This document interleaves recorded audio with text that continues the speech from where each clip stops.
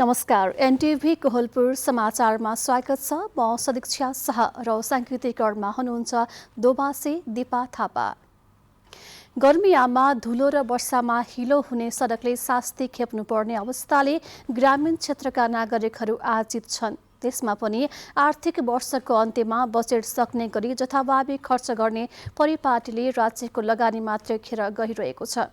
आजको समाचारमा असारे विकासमा नागरिकको राय अनि पुस्तक अभावको विषय छ। त्यसबाहेक नेपालगञ्ज शहरमा डुबान समस्या हटाउने प्रयास तथा कर बढाएर केही हप्ताभित्रै अन्तरिम बजेट प्रस्तुत गर्ने तयारी गरेको श्रीलङ्काको प्रसङ्ग। तर सुरुमा प्रमुख समाचार। कपिलवस्तुको यशोधरा गाउँपालिका र कपिलवस्तु नगरपालिकालाई सदरमुकामसँग जोड्ने सडक कालोपत्र हुने, 15 करोड 55 लाख बढी लागत लाग्ने। शैक्षिक सत्र सुरु भएको महिना दिन पुग्न लाग्दा पनि विद्यालयहरूमा पाठ्यपुस्तक पुगेन। पुस्तकको अभाव भएपछि डडेलधुरामा पठन पाठन अनियमित। दाङको सामुदायिक तथा राष्ट्रिय वनको सुक्खा क्षेत्रमा वृक्षारोपण अभियान सञ्चालन। चुरे क्षेत्रमा पानीको मुहान संरक्षण गर्ने उद्देश्य। मूल्य अभिवृद्धि कर र व्यावसायिक आयकर बढाउने श्रीलङ्काको घोषणा। व्यक्तिगत करदातालाई दिँदै आएको राहत पनि कटौती। र युरोकप विजेता इटाली र कोपा अमेरिका विजेता अर्जेन्टिना बीच प्रतिस्पर्धा हुँदै खेल वेम्बली स्टेडियममा आज राति 12:30 बजे सुरु हुने।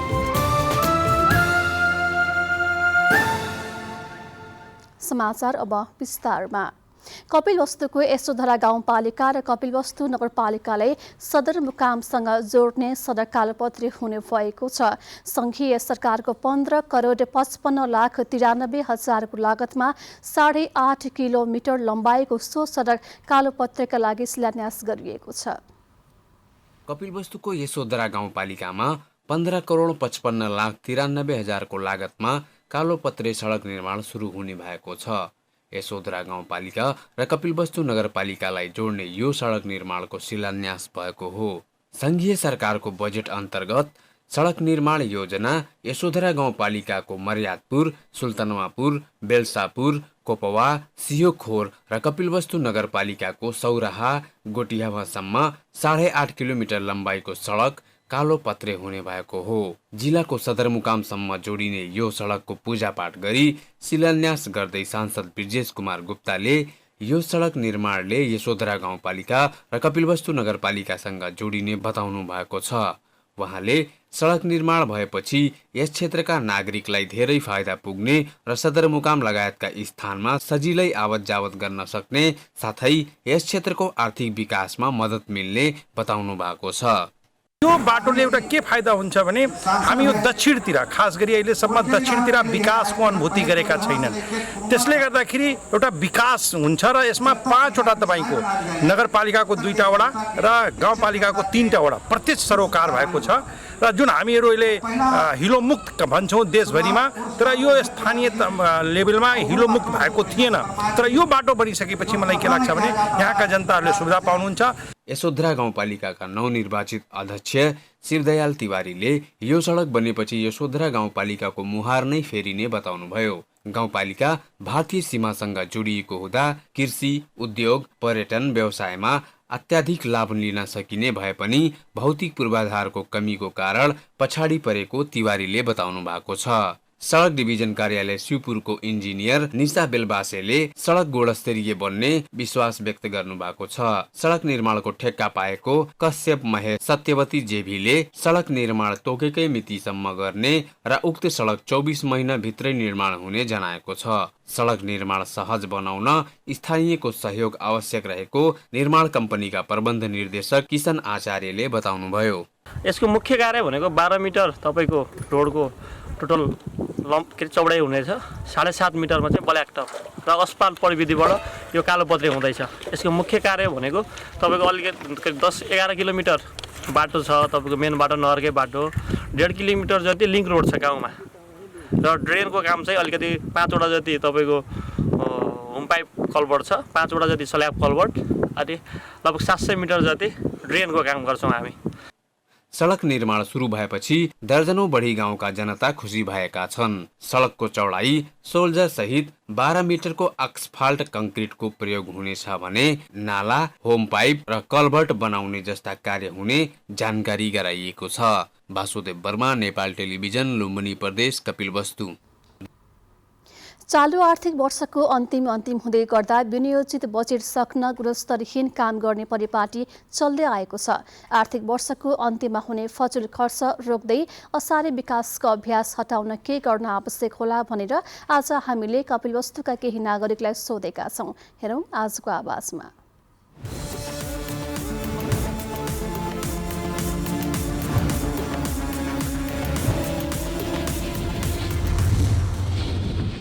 सडकको होस्, बाटोघाटो होस्, पिचको होस् अथवा यो पूर्वाधारको काम जुन भइरहेछ यो असाढ मसान्तमा नगर्नुपर्ने हाम्रो बुझाइ छ। हाम्रो असार मसान्तमा देखिएका कामहरू विशेष गरी संरचनाको काम, बाटोघाटो निर्माणको कामलाई चाहिँ राज्यले सबभन्दा त प्राथमिकतामा राखेको हुन्छ, जसमा चाहिँ अरू सामाजिक काम भन्दा पनि हाम्रो यो पूर्वाधारको कामलाई नै प्रायोरिटी दिएको देखिन्छ। तर त्यो कामहरू पनि आजबाट होइन, विगतका धेरै वर्षदेखि चाहिँ त्यो कामहरू समयमा नभएर त्यसलाई चाहिँ असार मसान्तको बेलामा रातोरात त्यसलाई भ्याउने काम भएको हुनाले त्यो चाहिँ गुणस्तरीय नभएको र त्यो नाम मात्रको एउटा बजेटलाई फ्रिज नहुन दिने जस्ता कामहरू चाहिँ देख्नमा चाहिँ आउँछ। अहिले जुन भौतिक निर्माणको कार्यहरू भइरहेछ असाढ मसान्तमा, अब यो कतिको प्रभावकारी छ यसको लागि जुन सम्बन्धित कार्य भइरहेछ त्यसको विज्ञहरूले नै निर्धारण गर्छन्। तैपनि हेर्दाखेरि जुन हतारमा कार्य भइरहेछ, जस्तै सडकको भयो, हालसालै बनेको यही तौलेवामा अहिले सडक छ, रातोरात बनिरहेछ। त्यसको लागि त्यसको ग्रेड के हो, मापदण्ड के हो, त्यो विज्ञहरूलाई एकचोटि बोलाएर त्यसको राम्रोसँग छानबिन चाहिँ हुन जरुरी छ। नत्र यो असाढमा भएको काम असाढमा क्लोजिङ हुन्छ, फेरि यो रिपेयर गर्ने काम कसले गर्छ? जुन काम भइरहेको छ त्यो प्रभावकारी हुँदैन, किनभने असाढको महिनामा बर्सात लागिहाल्छ र बर्सात लागिसकेपछि त्यो काम राम्रो हुन्छ कि हुँदैन त्यो पनि हेर्न अनुगमन गर्न भ्याइन्न। त्यसकारण के छ भनेदेखि त्यो काम कहिले पनि प्रभावकारी हुँदैन। असारी विकास नभई त्यो पूर्ण रूपमा सस्टेनेबल हुन पर्यो। जस्तै कहीँ माटो पाटिरहेछ भने त्यो माटो बगेर जान्छ, कहीँ कालोपत्रे भइरहेछ भने त्यो सडेर त्यो फुटेर जान भएन। त्यो हामी आशा गर्छौँ कि असारी विकास भने चाहिँ असारी विकास नहोस्, असार विकास भनेको जुन विकास हुन्छ त्यो सस्टेनेबल र दिगो होस् भनेर आशा र विश्वास छ।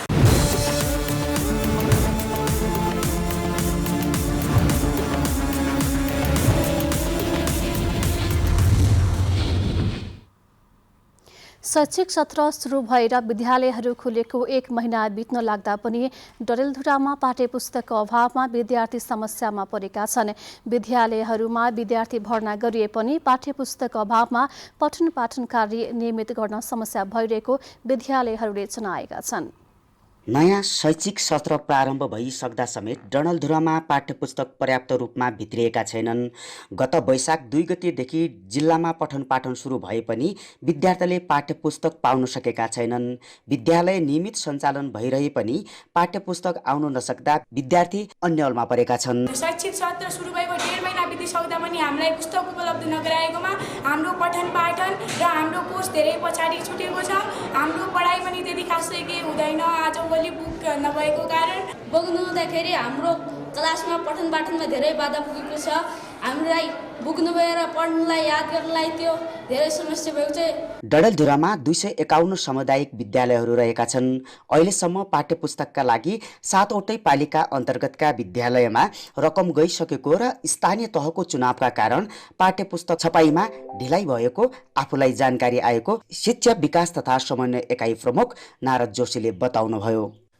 यस हाम्रो डडेलधुरा जिल्लामा 251 विद्यालयमध्ये 7वटा पालिका छन्। 7वटै पालिकाको पाठ्यपुस्तक सम्बन्धी रकम सम्बन्धित विद्यालयको खातामा समयमै गइसक्यो। स्थानीय तहको चुनावको कारणले जनशिक्षा सामग्रीले कागज अभाव भएर समयमा नसकेको भन्ने कुरो हाम्रो शिक्षा मन्त्रालयका आदरणीय व्यक्तित्व पूर्ववक्ता दीपक शर्माज्यूबाट पनि प्राप्त भइसकेको हुनाले डडेलधुरामा 251 सामुदायिक विद्यालयहरू रहेका छन् भने संस्थागत 35 विद्यालय रहेका छन्। संस्थागत विद्यालयले पाठ्यपुस्तक पाए पनि सामुदायिक विद्यालयले भने आंशिक रूपमा पाठ्यपुस्तक पाएका छन्।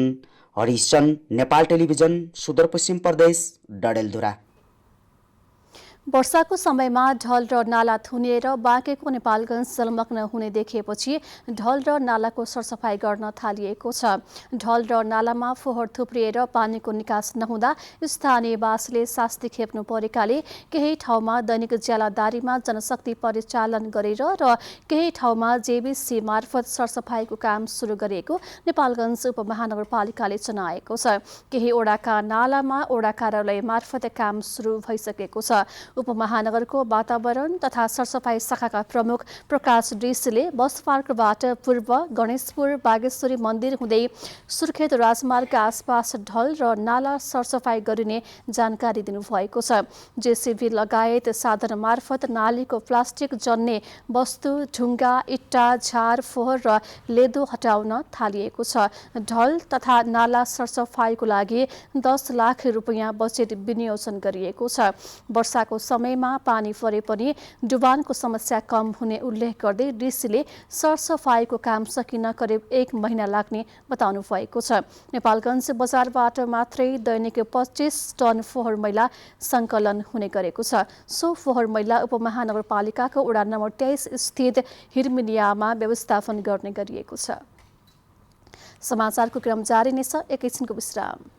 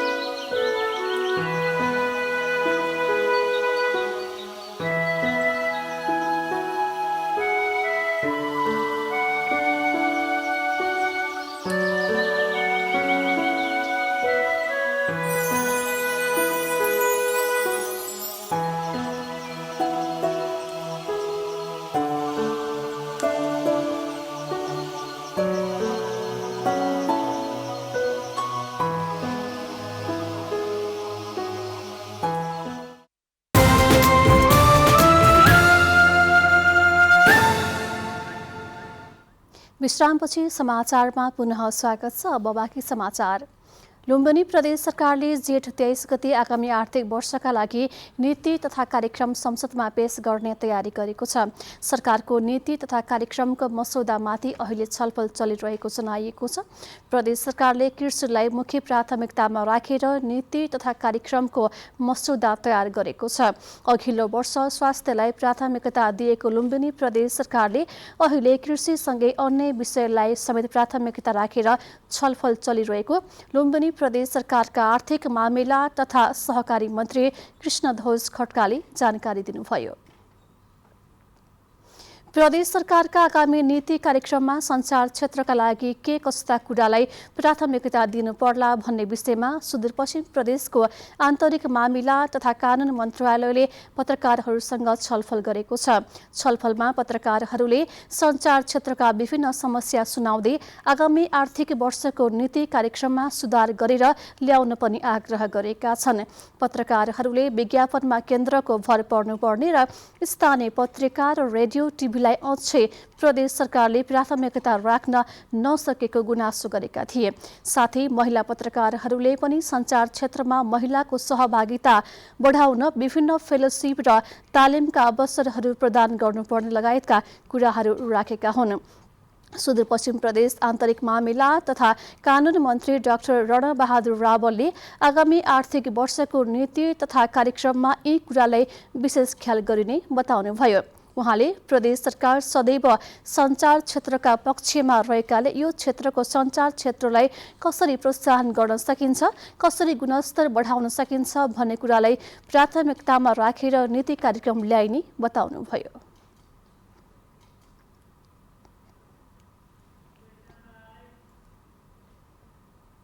दाङको चुरे क्षेत्रमा पानीको मुहान सुक्न थालेपछि संरक्षण गर्ने उद्देश्यले वृक्षारोपण अभियान थालिएको छ। यो अभियान चुरे पहाडको फेदीमा रहेका सामुदायिक तथा राष्ट्रिय वनको सुक्खा क्षेत्रमा सञ्चालन गरिएको हो। लमै नगरपालिका क्षेत्रभित्र पर्ने चुरे क्षेत्रमा परम्परागत पानीका मूलहरू थिए, तर पछिल्लो समय ती मूलहरू सुक्न थालेका छन्। पानीको मूलहरूको संरक्षण गर्ने उद्देश्यले वृक्षारोपण अभियान थालिएको छ। डिभिजन वन कार्यालय देउखरीले वृक्षारोपण अभियान थालेको हो। वृक्षारोपण अभियानले समग्र पर्यावरण क्षेत्रको संरक्षण हुने डिभिजन वन कार्यालय देउखरीका प्रमुख राजु छेत्रीले बताउनुभयो। माटोको संरक्षण गर्ने कुराहरू, पर्यावरणको संरक्षण गर्ने कुराहरू, वनजन्य उत्पादन वृद्धि गर्ने कुराहरू, पानीको सतहलाई संरक्षण गर्ने कुराहरूमा यसले योगदान पुर्याउने कुराहरू हो। चुरे क्षेत्रमा सुक्खापन बढ्दै गएको छ, जसले गर्दा पानीका मुहानहरू सुक्न थालेका घटनाहरू देखिन थालेका छन्। जसले गर्दा वृक्षारोपण अभियान सञ्चालन गरेर प्रशस्त मात्रामा हरियाली क्षेत्र बनाउन थालिएको संरक्षणकर्मी चिरञ्जीवी खनालले बताउनुभयो। यो चाहिँ चुरे भनेको सुक्खा क्षेत्र हो। यहाँ चाहिँ पानीका मुहानहरूको कमी छ र त्यो पानीका मुहानहरूलाई फेरि पानीका मूलहरू फुटाउनको लागि चाहिँ वृक्षारोपण आवश्यक छ। र सँगसँगै हामी चाहिँ यो लमै बजारदेखि नजिक छौँ र बजारको छेउमा भएको वनहरू जोगियो भने चाहिँ यहाँको हावापानी सन्तुलन हुने र यो मौसम पनि ब्यालेन्स, यो क्लाइमेट भनौँ न त्यो ब्यालेन्स हुने पनि। चुरे क्षेत्रमा भइरहेको दोहन र वन विनाशका कारण पानीका स्रोतहरू सुक्न थालेकाले हरियाली प्रवर्धनका लागि वृक्षारोपण अभियानलाई व्यापक बनाउनु पर्ने देखिन्छ। दशरथ घिमिरे, नेपाल टेलिभिजन, लुम्बिनी प्रदेश, दाङ। सिद्धार्थ राजमार्ग अन्तर्गत तानसेन बुटवल सडक खण्डको सिद्धबाबा क्षेत्रमा यसै वर्षदेखि सुरुङ मार्ग निर्माण कार्य सुरु गरिने भएको छ। वर्षेनी पहिरो र दुर्घटनाको जोखिमयुक्त उक्त सडकमा सुरुङ मार्गको काम सुरु हुने भएपछि त्यस क्षेत्रका नागरिकमा खुसी छाएको छ। 1 किलोमिटर 126 मिटर लामो सुरुङ निर्माणको लागि सरकारले यसअघि नै 10 अर्ब बजेट सुनिश्चित गरिसकेको छ। 2 लेनको हुने गरी निर्माणका लागि स्विस सरकार परियोजना अध्ययन प्रतिवेदन DPR समेत तयार गरिसकेको छ। राष्ट्र सेवा कर्मचारीले सुत्केरी भत्ता बापतको सहुलियत रकम अनलाइन मार्फत बैंक खातामा जम्मा गरिदिन माग गरेका छन्। सुर्खेतको वीरेन्द्रनगरमा सम्पन्न सञ्चयकर्ता अभिमुखीकरण कार्यक्रमका सहभागीहरूले सो माग गरेका हुन्। प्रदेशका दुर्गम जिल्लामा रहेका सञ्चयकर्ताले कोषद्वारा उपलब्ध गराइएको 7,500 रुपियाँ सुत्केरी भत्ता लिनको लागि 14,000 खर्च गर्नुपर्ने बाध्यता रहेकाले अनलाइन मार्फत नै बैंक खातामा जम्मा गरिदिन माग गरेका हुन्। समाचारको क्रम जारी नै छ, एकैछिनको विश्राम।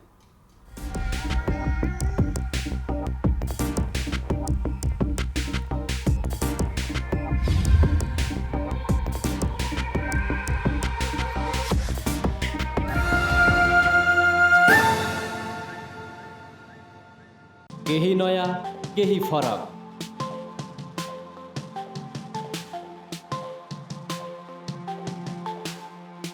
राष्ट्रिय सञ्चारको मेरुदण्ड नेपाल टेलिभिजनको प्रादेशिक च्यानल NTV कोहलपुर। पश्चिम नेपालको लुम्बिनी, कर्णाली र सुदूर पश्चिमको एकमुष्ट आवाज। सत्य समाचार, तटस्थ विचार। कार्यक्रममा मौलिकता, समावेशिता र विकासमा विस्तार। डिजिटल दुनियाँमा तपाईको विचार र भावनालाई संसारसँग जोड्दै NTV कोहलपुर। सूचना, शिक्षा र मनोरञ्जनको यो यात्रा हो समृद्धिको।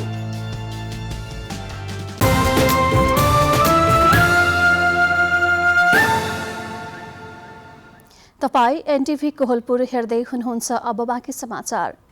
नेपालमा पछिल्लो 24 घण्टामा थप 15 जनामा कोरोना भाइरसको संक्रमण पुष्टि भएको छ।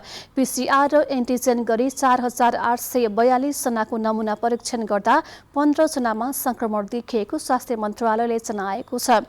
यस्तै थप 11 जना कोरोना भाइरसका संक्रमित निको भएका छन्। पछिल्लो 24 घण्टामा कोरोना संक्रमणका कारण कसैको पनि ज्यान गएको छैन। अहिले नेपालमा 98 जना कोरोना भाइरसका सक्रिय संक्रमित रहेका छन्। अब अन्तर्राष्ट्रिय समाचार।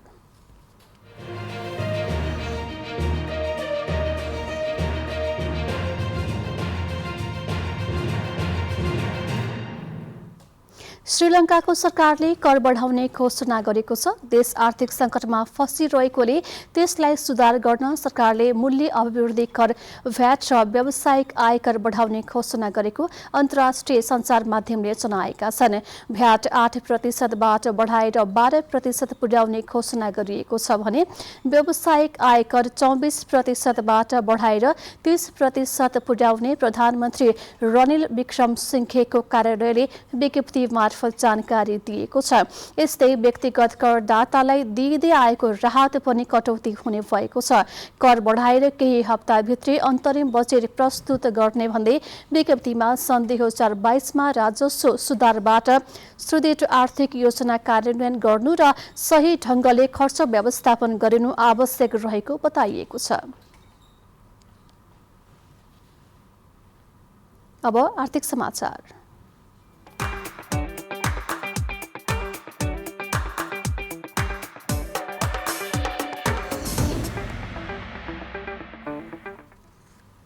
शेयर बजार परिसूचक नेप्सी आज 7.21 अङ्कले घटेर 2130.71 बिन्दुमा झरेको छ।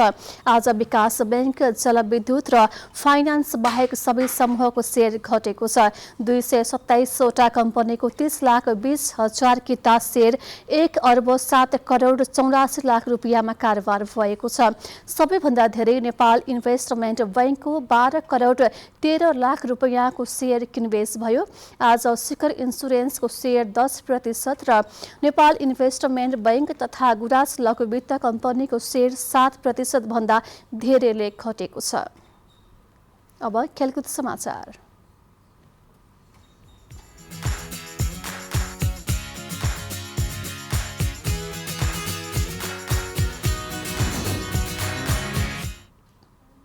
पाँचौं वरीयताका Spanish star Rafael Nadal French Open टेनिसको सेमिफाइनलमा प्रवेश गरेका छन्। पेरिसमा गैराती भएको खेलमा विश्व नम्बर 1 सर्बियन नोभाक जोकोभिचलाई हराउँदै नाडाल अन्तिम 4मा पुगेका हुन्।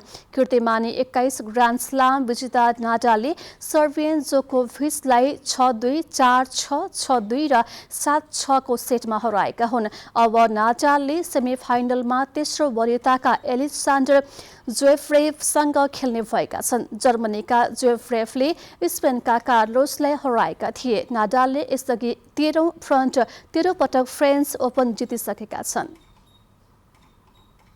युरोकप विजेता इटाली र कोपा अमेरिका विजेता अर्जेन्टिना बीच आज राति प्रतिस्पर्धा हुँदैछ। दुई महादेशको विजेता इटाली र अर्जेन्टिना बीचको खेल वेम्बली स्टेडियममा नेपाली समय अनुसार राति 12:30 बजे सुरु हुने भएको छ। फाइनल सीमा प्रतियोगिता अन्तर्गत तेस्रो संस्करणको फाइनलमा दुई टोलीले प्रतिस्पर्धा गर्न लागेका हुन्। विश्वकप अघि भेट्न लागेको अर्जेन्टिना तेस्रो संस्करणको उपाधि जित्ने योजनामा रहेको छ। अब मौसम।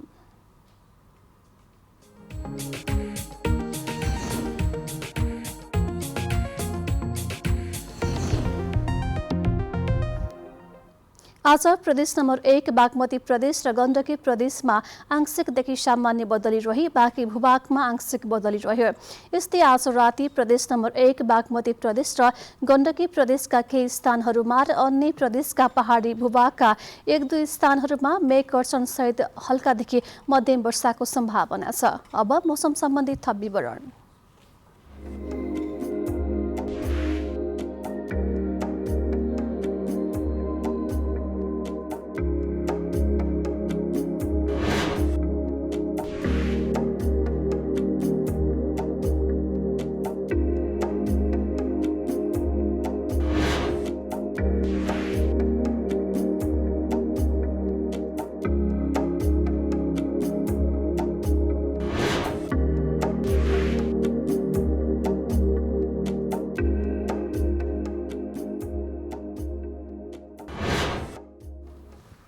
समाचारको अन्त्यमा प्रमुख समाचार पुनः एकपटक। कपिलवस्तुको यशोधरा गाउँपालिका र कपिलवस्तु नगरपालिकालाई सदरमुकामसँग जोड्ने सडक कालोपत्रे हुने 15 करोड 55 लाख बढी लागत लाग्ने। शैक्षिक सत्र सुरु भएको महिना दिन पुग्न लाग्दा पनि विद्यालयहरूमा पाठ्यपुस्तक पुगेन। पुस्तकको अभाव भएपछि डडेलधुरामा पठन पाठन अनियमित। दाङको सामुदायिक तथा राष्ट्रिय वनको सुक्खा क्षेत्रमा वृक्षारोपण अभियान सञ्चालन, चुरे क्षेत्रमा पानीको मुहान संरक्षण गर्ने उद्देश्य। मूल्य अभिवृद्धि कर र व्यावसायिक आयकर बढाउने श्रीलङ्काको घोषणा, व्यक्तिगत करदाताले दिँदै आएको राहत पनि कटौती। र युरोकप विजेता इटाली र कोपा अमेरिका विजेता अर्जेन्टिना बीच प्रतिस्पर्धा हुँदै खेल वेम्बली स्टेडियममा आज राति 12:30 बजे सुरु हुने।